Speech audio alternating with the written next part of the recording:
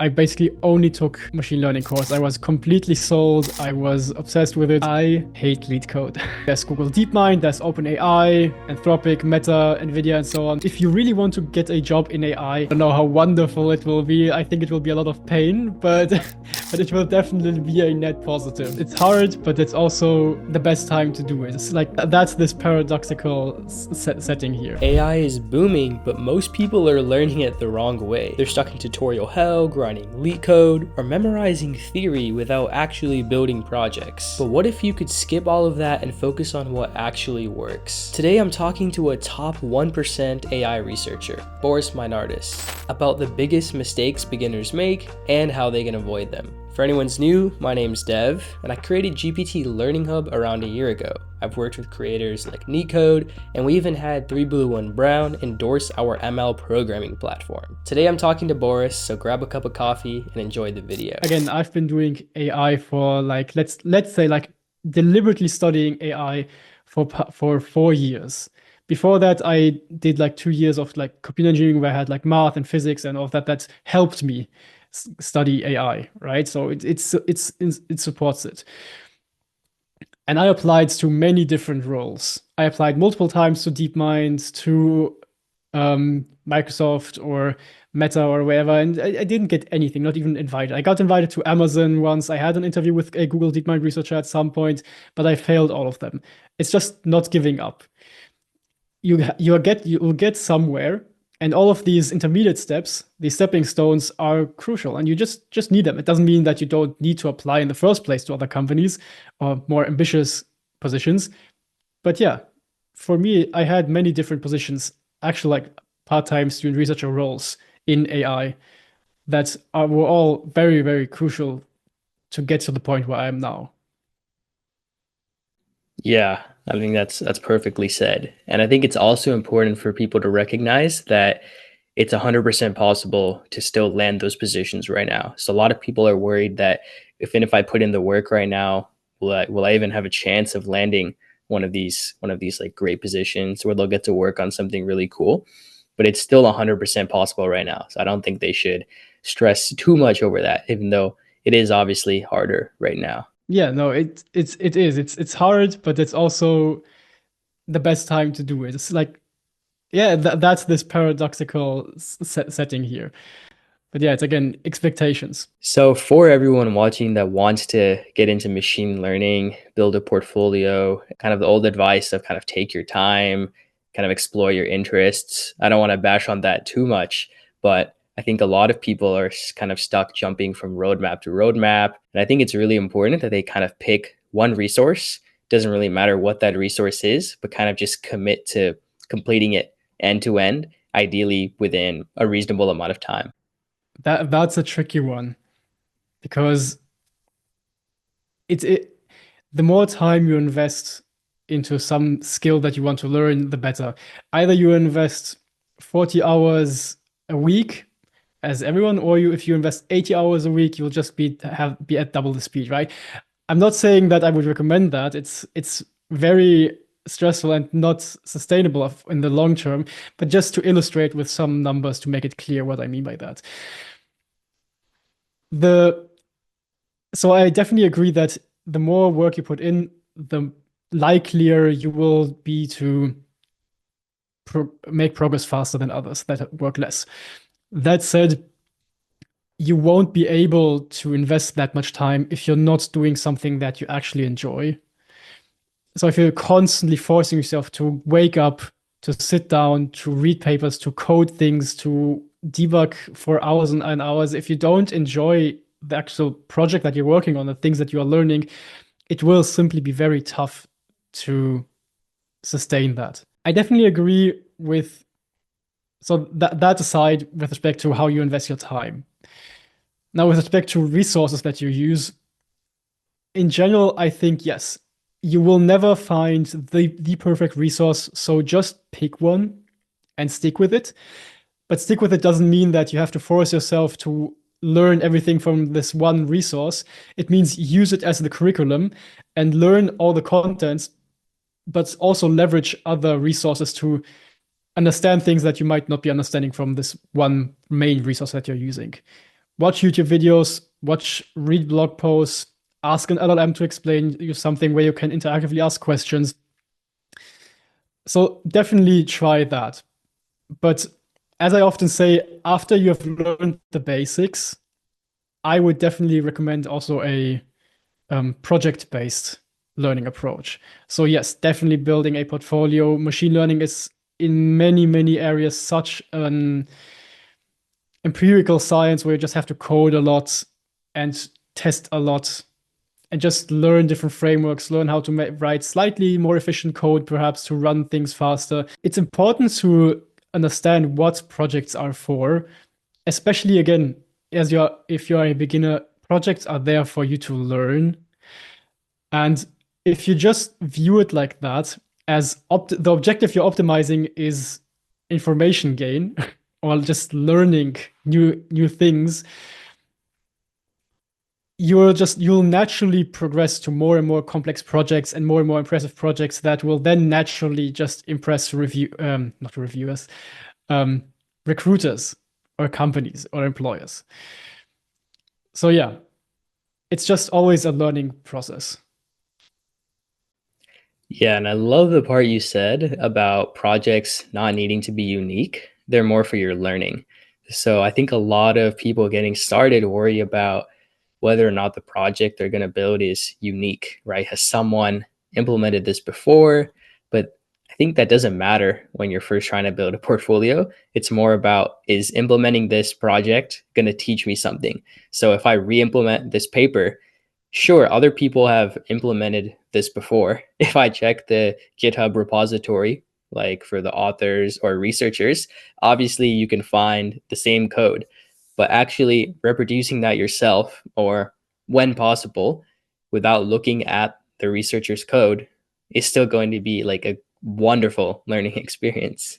I don't know how wonderful it will be. I think it will be a lot of pain, but but it will definitely be a net positive. But yeah, no, re-implementing a paper is really one of my favorite projects to work on, at least in the beginning. And there are different levels of re-implementing a paper for different objectives that you're trying to go for. But yeah. So apart from re-implementing papers, are there any other projects that you recommend? On the more practical engineering side, I always recommend fine-tuning a RAG project, not just importing the libraries, actually reading, say, the LoRa paper, the original RAG paper from Meta AI as they build the projects, so they can actually get a deeper understanding. I'm wondering what you think about that approach. I think when it comes to working on projects, you have to, as mentioned before, it's important to have this objective of information gain, just to learn as much as possible. But especially when it comes to engineering focused projects, which are important, I definitely agree with that. I think it's important to know that your objective is to start at a certain point with a certain baseline model that is bad at certain things, and that you can improve it.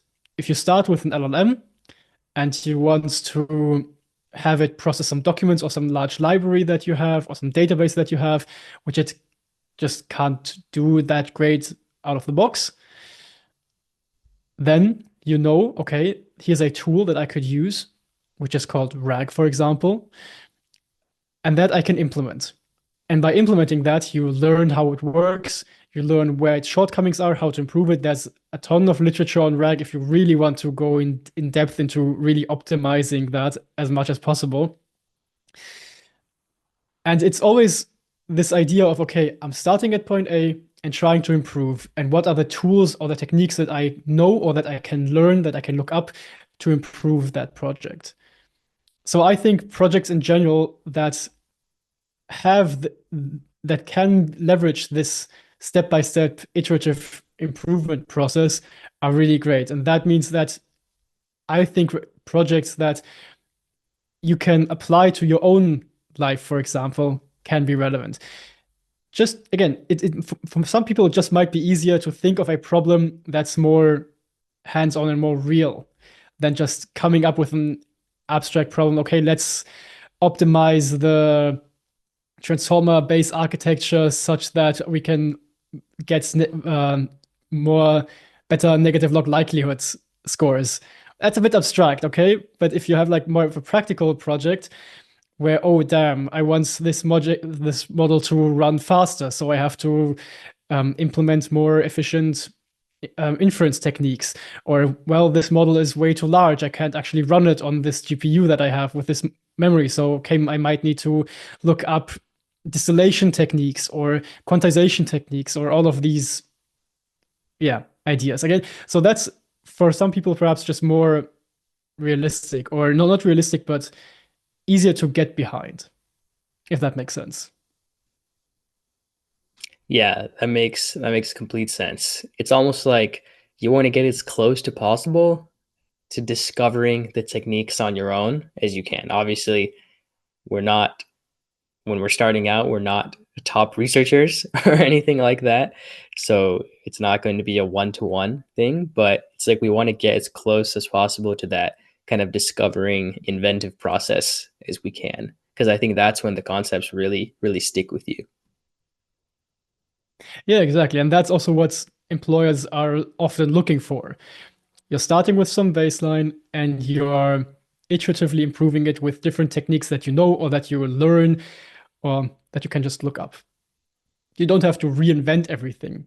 Again, you don't have to start with the most optimized model. You can start with a simple model. And again, for the sake of your learning process, start with a simple model and then iteratively improve it with certain techniques.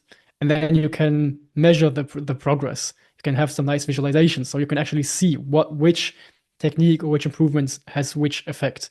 And that's just really important. In real world settings, if you're a software engineer, your job will be to make this pipeline more efficient, right? So you're starting with a baseline and you want to look for techniques that you can apply to make it more efficient.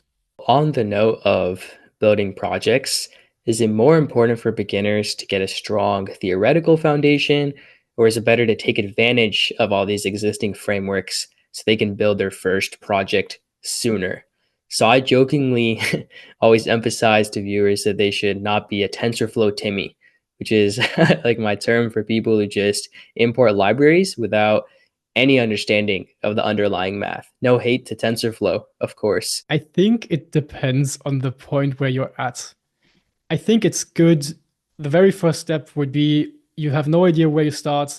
So you just take a course, you just take some curriculum that teaches you all the necessary fundamental theory of, again, old school machine learning, all the way to up to the classic deep learning models, deep neural networks, transformers, RNNs perhaps, LSTMs perhaps.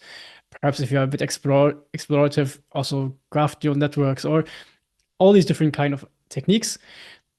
And that is very, yeah, it's a strict curriculum. But after that, I would say it's more important to get your hands dirty as early as possible. So that can mean if you're more on the applied side and want to build applications, because again, machine learning engineers are not this, it's such a wishy-washy term. Working with AI can mean many different things. So, and it just depends on where you want to end up in the end. And it doesn't mean that you make one decision and then you'll stick with that forever, right? You can always just pivot around and see what's more interesting to you at a certain point in time. But I think you have to get your hands dirty as early as possible, because that is something that you can very easily overlook if you just stick to learning theory.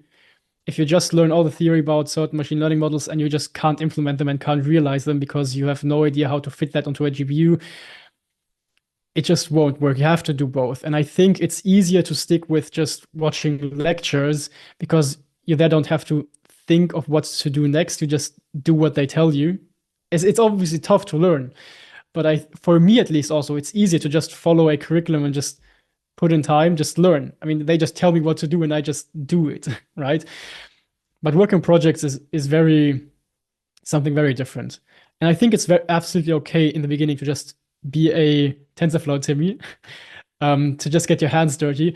And once you feel comfortable with certain libraries and you want to start optimizing, then you will necessarily have to learn certain techniques or the theory behind certain techniques. I think, again, after learning the basics, it's more, it makes more sense, or it's easier to digest or consume theoretical content if you have a practical application in mind. If you're working on a reinforcement learning project where you want to have some cool robots drive around, for example, first setting up all this environment and building up a tutorial is one thing. That's a lot of work.